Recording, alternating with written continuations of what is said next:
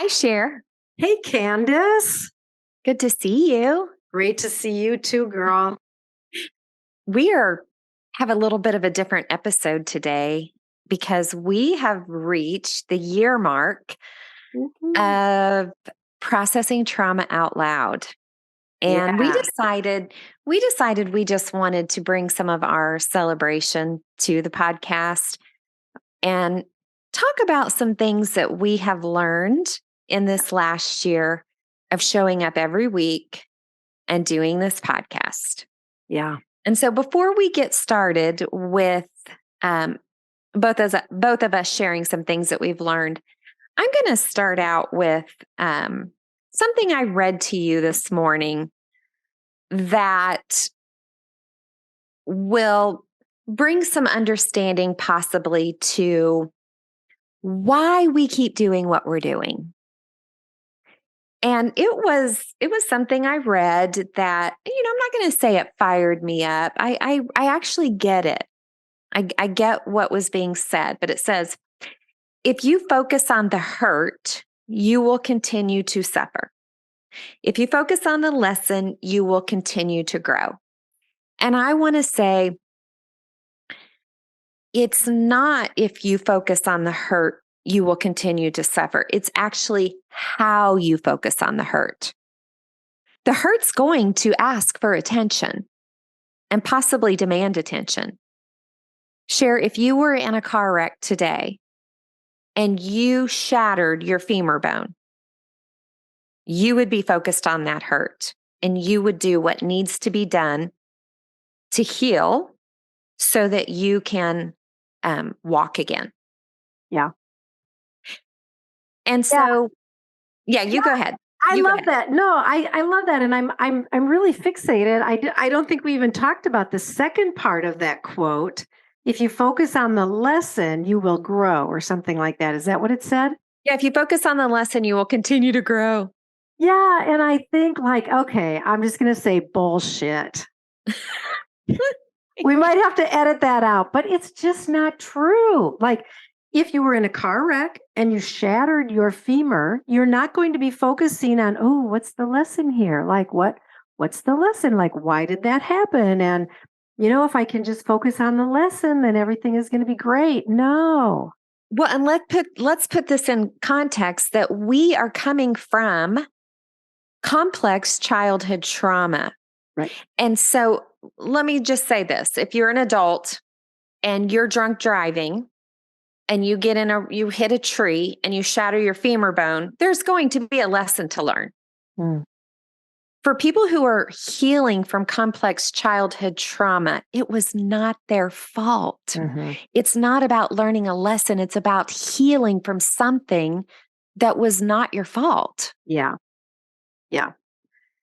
Yeah, and I think that's why we're doing this work, because there's too many of those kind of quippy little things being said out there that just, I think, end up bringing more hurt to people who are in this space and who are wanting to be intentional about healing from the stuff that has messed with their life and been hurtful in their relationships for their whole life, and they're wanting to deal with it. And then you hear things like that, and it's like, oh, I'm focusing too much on my hurt, or I'm not focusing enough on the lesson. And I think those messages are they're hurtful. They're not kind. They're not helpful. So, yeah. We focus on the hurt to heal the hurt.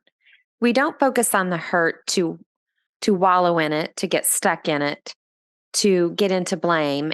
It's not that at all. And so what I'm learning is keeping my heart open to have grace and understanding and compassion for bullshit statements like that, and to just focus on what we are doing. Yeah. Yeah. And knowing that, and we're not alone either. There are a lot of other people in this space now who are speaking good, true, helpful messages. And I love that. But that's what we are. That's what we want to do. That's what we have been doing. And that's what we want to continue to do, is bring messages that help people be able to show up and be real Mm-hmm. with right where they're at in their story of harm. Mm-hmm. Yeah. Yeah, I've got a future episode going through my mind right now, but I don't want to get distracted. So I'm going to ask you, what's something that you have learned in this last year of us doing our podcast? Yeah. And it was fun to talk through some of these things. So the first thing that really came to my mind was um, the realization that you and I, Candace, that we can work through hard things.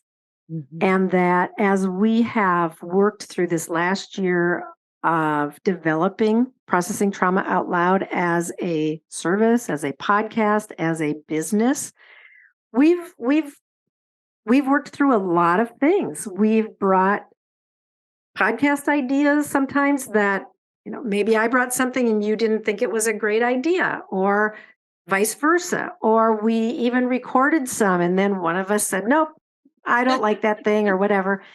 But we all through this year, and really even a little bit more than a year as we were planning for the podcast, but every single time I have brought something to you and said, I am struggling, you have met me with, every time, Candace, kindness and care. And you just immediately will slow down and tune in and draw close and listen well. And it's been remarkable for me to just be able to be this honest, because I've decided I don't want things to build. I don't want to have to hide and pretend. So Mm-hmm. if something comes up and it does cause me to struggle a little bit, I have been committed to just bringing it, and we talk it through. And time after time after time, it has been so good. And I think the trust level that we have developed has just, it's become something that's become very, very beautiful in my life. And I just say thank you for that.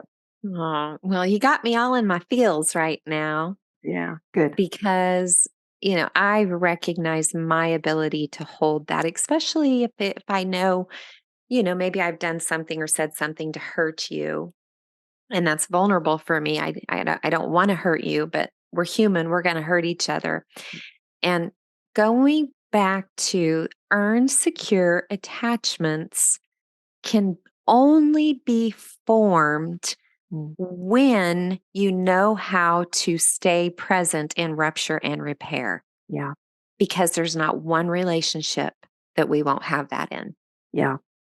And so, thank Mm, you for mm, finding your courage and your voice through the healing that you've done and have trusted that you can bring that to me. And the truth is, if that wasn't working out for us, we probably wouldn't be doing this a year later. right. Yeah. Yeah. And Yeah. just loving each other more and more. Yeah, exactly. Yeah. Yeah. Good. All Yeah. right. How about for you? What's something that you would say you have really learned through this process or through this year? Mhm. The first thing that came to my mind is, and I hope you can laugh about this with me, but I tried to not do this on YouTube. Yeah. Oh yes, I know. Don't. I don't like showing up on YouTube. I don't like being seen Yeah. like that. Mm, And yet I know, and I have actually heard the dynamic of the face and being able to see one another, especially when we're offering one another care. We want to see the face. We want to see the nonverbals. yeah. And so that's been important for us. But I've learned that part of me that can sometimes feel like I just want to throw up a little comes from the fear of exposure. It's actually a trauma response Yeah. of being exposed in the past for um, things that brought so much shame and pain in my life. to the point, and you know the details of my story, and probably some of our listeners do if they know me, but 12 years ago, I, for the first time in my life, struggled with wanting to live. Mm. And so there has been some goodness in you lovingly and gently encouraging me, although you have said we can stop doing the video. Yeah. But there is another part of me that I'm like, is that would be easier for me, Mm. but it's helped me to continue to heal that exposure trauma. Yeah. Yeah. So good too, right? Because you press through some hard things and continue to press through in order to bring something that can be the most helpful for our listeners. And Mhm. yeah, and in that pressing through, you're healing some places that have needed to be healed. And that's beautiful. Yeah, Mm. courage and risk. It's really hard, and we often don't recognize that when we exercise courage in the face of risk, that's where our brain develops new neural pathways and Yes. we actually heal from those old beliefs. Yeah. Well, and as we heal, we are creating more space. I mean, we go back to tend to hurt, look at hurt, heal hurt, because we actually do want more space to focus on other things. Yeah. And so this is what's happening for both of us. I mean, I hope it's okay to say this, we can edit it out, but you're getting ready to put a painting class together. Yeah. You were not thinking about putting a painting class together 3 years ago. No. No. And so, oh my gosh, this is the fuel, right? Yeah. That we heal to Yeah. create beauty. Yeah. And speaking of, well, I want you to share something else. I'm getting Yeah. ahead of myself here. Something Yeah. else that you've learned. So this this is something that I had written on my list, but we hadn't really talked about it, and it was art. My journey into art and creativity, not only in the past year, but really pretty profoundly in the last year, and that now I am developing ideas for this painting class that will be coming out hopefully within the summer. Okay. And just and I'm going to steal a word that you have used or phrase that you have used a lot, and that is slowing down. That Mhm. for me, creativity is something that I'm reclaiming because I'm the person who said, I don't have a creative bone in my body. And all of a And we found sudden, out that's not true. yeah. And then I started to learn and grow. And now I've become amazed at how colors are just grabbing my attention and how I've been doing this thing recently of just absorbing color into my being. So I will look at right now, our Minnesota is just bursting with the beautiful greens. And so I've been Mhm. really focused on the color of green. And I'll just focus on green and I'll think about it or I'll imagine it. Or if I'm outside, I'll look at it and I'm allowing myself to be caught up in the glory of green and just Mm. absorbing it and breathing it in. And it sounds kind of strange in a way, but it is like it's doing something important in me, I think, in this whole it's a part of my journey into creativity, I think, is allowing color and beauty to just grasp a hold of me in some new ways that um, Mhm. are really fun and I will say even really healing too, in ways that Yeah. I probably don't even know. But Oh, yeah. Well, and there's actually, I know you've heard this probably, but there's neuroscience stuff around the color green too. So yeah, there literally is something happening in your brain when you're just absorbing in that color. And um, people can go look that up. I know there's stuff out there on it. yeah, But yeah, that's so good. So just being able to have the space to create now, yeah. um, especially more in this last year. Yeah, and I'm just going to add, and creating without demand, creating without, I create a lot of things that I don't show anyone. Mm-hmm. I, because there's something about the judgment or the criticism or even the affirmation that I get for what I produce that does something very differently in me than just creating for the sake of creating. And so that's where I think I'm slowing down. I'm enjoying the process of, you know, watching the colors swirl in my palette and then touching them onto my paper and mixing them with water and just watching beauty unfold that isn't even necessarily meant to be representational of anything other than just color and water moving, and it's, yeah, so it's there's been something about that that's been really sweet. Mm. Yeah, that's good. And that you're doing it because you enjoy it, Yeah. not because you're needing validated or feedback, but you also, it's good to share beauty with the world, right? Yeah. And so it feels like a healthier place, right? That you have spaces that you don't need anybody else's input on this. You're doing this for you're getting your own feedback from your own heart that you just enjoy doing it. Yeah. Hmm. Yeah. Mm, that's so good. Yeah.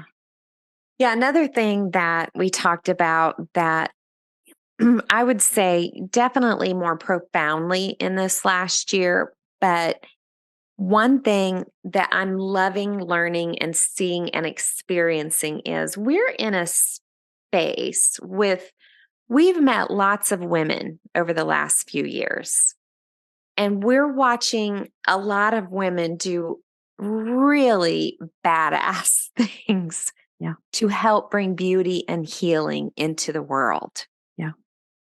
And the thing that I'm just soaking in is how envy is being really silenced and lessened and Mm, especially among women, mm, to be able to show up and to champion and authentically support and to want every woman and every sister that is healing and creating mm. to live up to their fullest potential and help change the world.